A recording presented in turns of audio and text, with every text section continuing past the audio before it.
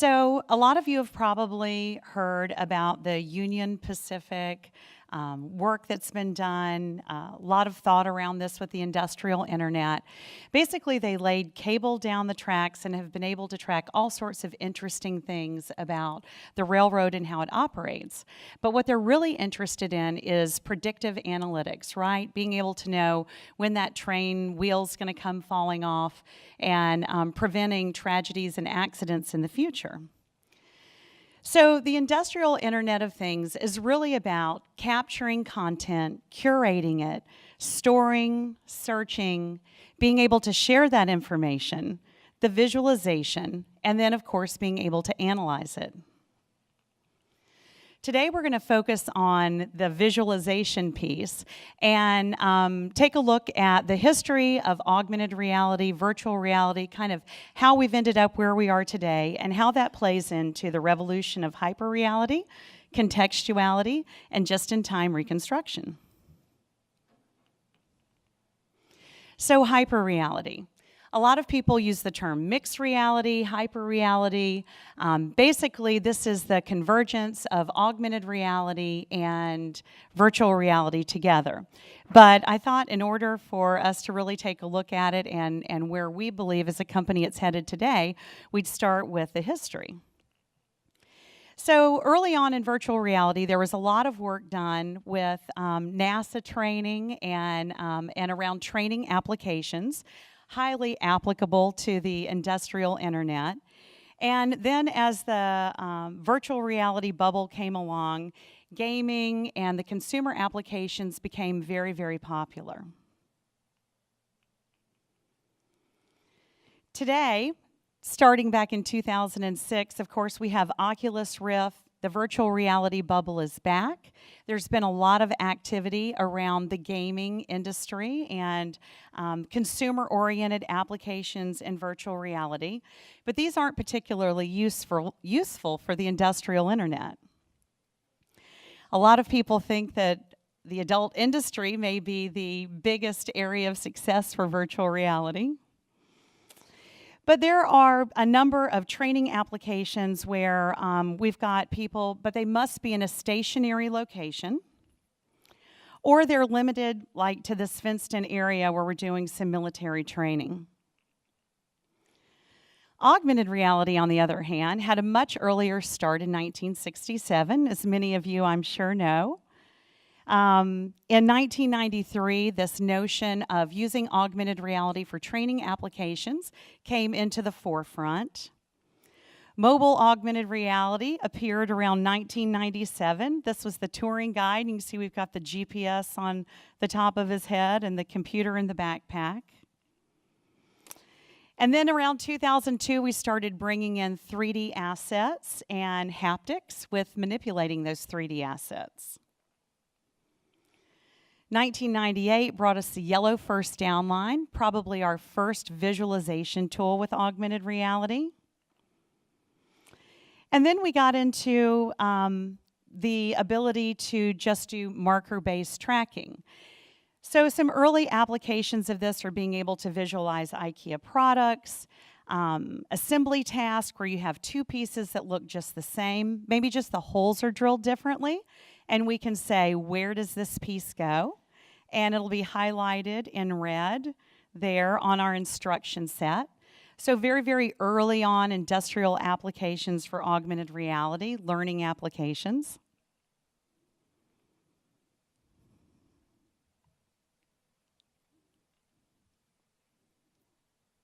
Let me just skip to one there. Can you guys help me?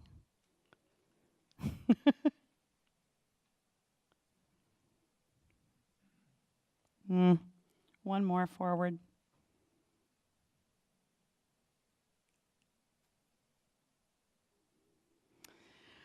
Then came interactivity. So now we're not just looking at model on a marker. We can already place 3D models onto 2D markers and targets and be able to show animations, interactivity, and much more interesting industrial applications.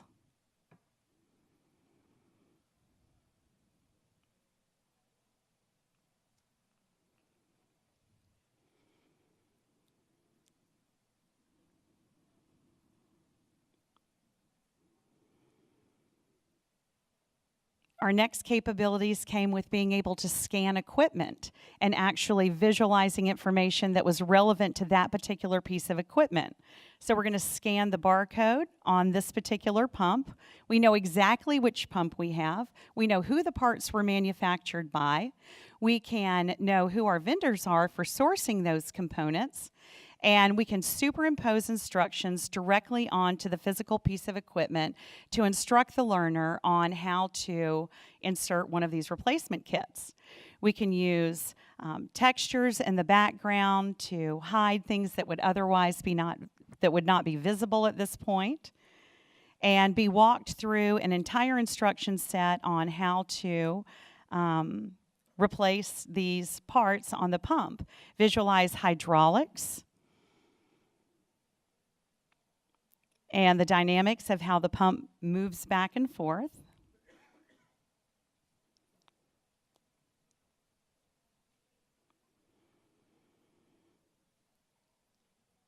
We can be shown replacement kits so that all we have to do is touch them and have an augmented reality bill of materials.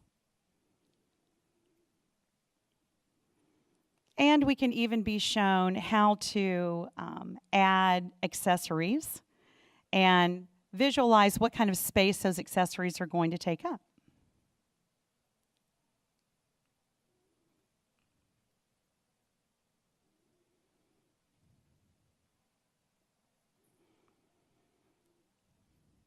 Then along came wearables. So now we can visualize our instructions directly onto physical equipment without having to have anything in our hands. So we've got complete hands-free instruction. Items like visual compasses ensure that we're always looking at the correct part of the equipment. So we're guided to look up.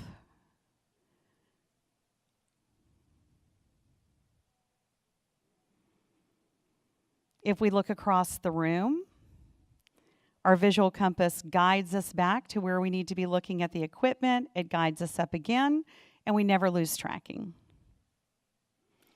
We can flip equipment around and add other 3D assets into the scene as well. We can even use proximity to determine what we see in this equipment. So you'll see as we lean in, we get the X-ray view into the dial there. And when we lean back, we get a more global view of this equipment. We can look at all the parts in an index. Or we can create hotspots right on the equipment to allow us to select whatever it is we're interested in.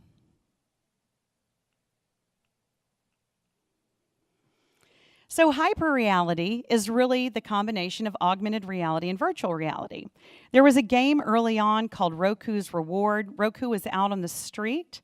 He was coming into contact with all sorts of virtual people, and they had this very interesting idea of, I've got my augmented reality view, and this is what I'm interacting with. But then I can lift myself up to a 360 view.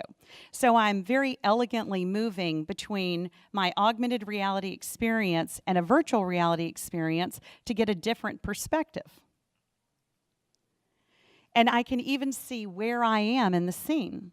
So if you think about this perspective with the industrial internet setting, I can be looking at instructions in a plant floor, but maybe the piece of equipment that I need to get to is actually on the other side of the room. So I can very elegantly move from my augmented reality instructions to a virtual reality view to show me a different perspective that I wouldn't be able to otherwise see from a real-world perspective. So we all know that 81% of people struggle making the mental jump from 2D instructions to the 3D world task. Augmented reality and virtual reality increase retention, efficiencies, and accuracy, and they decrease training time, errors, and unplanned downtime. We also know all of the obstacles around creating 3D content, how time-consuming it is. It's a highly evolving technology. So at CN2, we've created a platform that when you go to create augmented reality content, it also creates the virtual reality version. Today, that second version is in 2D, but we are rapidly evolving that, and it'll be ready this year for the true virtual reality version to be ready as well. So you can very easily pull assets into a scene. You can select publishing options like geofencing or time periods that you want your content to be available. And as soon as you get that content arranged, you can hit publish and the content is instantly available. So here's our real world piece of equipment. And we are going to first look at our 2D version that was also created. So we don't always have to be holding a device or looking through a device to get information. And now we're going to shift to our real world augmented reality view. The first thing that you'll see here is our CAD model align. And after a couple seconds here of learning the surface, we're going to visualize error codes right on top of this equipment. So you'll see those dynamic tags are there. They are indicating error codes. We can touch any one of them. It will show us only the parts that relate to that error code. And if we tap one of those parts, it'll give us a potential cause. It'll tell us what to check. And it will allow us to order parts directly out of the application. We can get X-ray views into this otherwise opaque piece of equipment. And we can superimpose animations right onto it so that we can understand how it would be operating it if it was truly functional at the moment.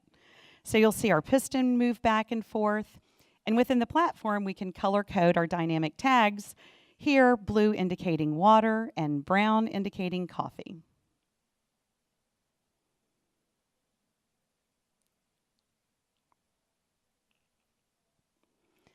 All CN2 applications build analytics. So we have an analytics dashboard that allows us to measure by user, product, process, location, pretty much anything that you're interested in. We will develop applications for you, or you can license our platform. We work on all operating systems, phones, tablets, and wearables. And you can completely control whether your application is baked onto the device, completely cloud hosted, or anywhere in between. Our studio's been designed with translators that allow us to easily integrate 3D and 2D content. So you can load those OBJ, FBX, and DAE files right into the platform to streamline your development. We are completely tracking agnostic, so we allow any number of tracking technologies to be used at any time, and again, any hardware. We are also rendering agnostic, so we're very focused on a high level of abstraction there at the top of the stack, and we create high-fidelity sales and marketing and service and training applications. So contextuality. We see it around us on the devices everywhere. This is a really important component that's coming into play in the industrial internet. We need to know where our workers are and who they're working with so that we ensure that we're delivering exactly the right data at the right time. Also visualizing that data directly onto the equipment that we're looking at with the entire Internet of Things. So as we move into talking about just-in-time reconstruction, I had to start with visualization technologies and tracking just to kind of run us through the history with that as well. Obviously, we started off with GPS-based tracking, marker tracking like we looked at with our IKEA example earlier. SLAM-based tracking, allowing us to map the world around us and no longer be dependent upon those markers and trackers. Markerless tracking, which obviously is coming into the forefront, and there's some great examples of here at the show. Certainly technologies like Kinect Fusion, where we're able to just stand in front of a device and have depth sensing to place things like sunglasses and things in context on human form factors. Mobile fusion and point clouds. And that brings us into just-in-time reconstruction. So In the very near future, no longer will we need tracking and markers, but we'll be able to use our mobile devices and most likely multiple cameras on those devices to map the world around us and allow us to display our content in context without any additional aids. We see that already today with applications like Google Maps. And all of these technologies are in the pipeline for CN2, and we expect to have them all implemented by the AWE show next year. We've spent the last year working on a really, really exciting project for a large client that integrates all these technologies. And unfortunately, we found out yesterday, due to some IP constraints that legal came up with, I am not going to be able to show it today. So I thought that I would wrap up with a really exciting new product that we have at CN2. It's called Assist. And as I mentioned earlier, one of the biggest obstacles with augmented reality is content creation. So we wanted to create a product that required no content at all. It would just be plug and play, and we could use the real-world objects as our 3D models. So this product is known as Assist. It is a remote assistance product that integrates augmented reality. We've got a field service technician, as lovely as she is, looking under the hood of her car. She is contacting, through a simple downloadable app on her mobile device, a subject matter expert. The subject matter expert is going to help step her through understanding what's going on here with her vehicle. And she's diagramming right there onto her mobile device. But what's really different about this is that circle is out here in 3D space. It is not on the surface of her phone. And as she moves around, it stays perfectly in context where she placed it. Now, our subject matter expert is at the call center dashboard, and he's going to accept her incoming call. And now he is looking live and in real time at exactly what she's looking at. He sees the arrow that she draws, and he wants to direct her attention to another area. So he is going to add an arrow into that 3D space, and she's going to instantly see that. We allow for VoIP with this product, or you can use the phone technology that's on your mobile device already.